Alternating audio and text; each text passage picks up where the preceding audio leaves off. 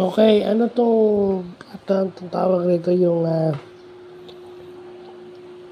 magic button policy. So, yung magic button policy, again, an error.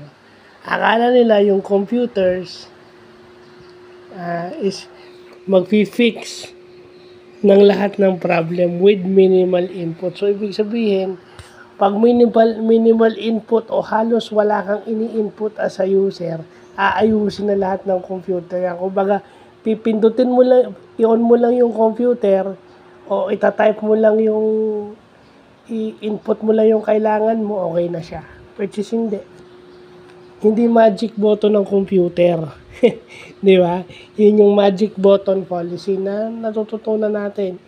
And then, computers can fix it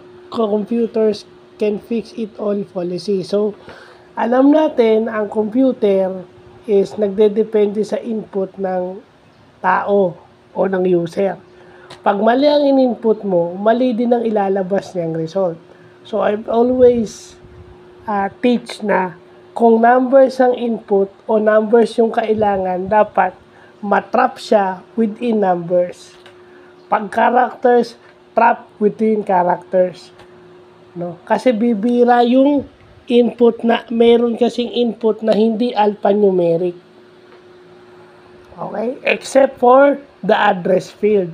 Yung address field kasi dito sa Pilipinas, alphanumeric. Yun ang nakikita nating exception.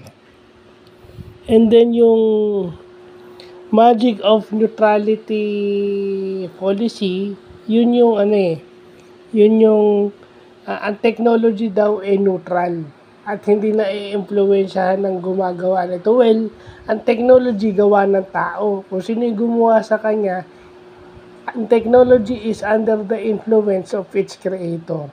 Common sense yun. Kaso, minsan, dahil masyado tayong namamangha sa technology, akala natin hindi siya nai-impluwensyahan. So, yun yung mga policies na dapat nating malaman, dapat alam natin. Kasi, di ba? Hindi natin, baka hindi natin ma-appreciate yung error trapping. Pag numbers ang required, numbers lang. Pag characters lang. Kung hindi natin alam itong computer can fix it all policy, halimbawa. Di ba? Kasi yun ang sasabihin ng ibang prof na yung ibang prof na hindi nag-encourage ng learning, yung basta mapagana mo lang, maituro mo lang siya, yung mababaw yung pagkakaturo. Kasi kung talagang passionate ka sa ginagawa mo, ituturo mo yan in depth. Kasi ayaw mong mahirapan yung estudyante. Hindi sa sinusubuan mo yung estudyante. Kumbaga pinadadali mo ang buhay niya. Kasi alam mo, pag nagtrabaho siya, ma-encounter niya yan. So binibigyan mo na siya ng kumpiyansa. Mali yung, lalo na sa college, binibigyan mo na yung estudyante ng confidence para pag nagtrabaho siya, in case maging programmer siya, hindi siya yung kakabahan dahil mababaw yung knowledge niya sa anong bagay. Hindi yon spoon feeding na tinatawag. You fed him with knowledge na pwede siyang maging confident. Yun ang importante. Maging confident yung estudyante mo pagdating ng panahon na siya na lang. Kasi may time na hindi ka naman niya kasama .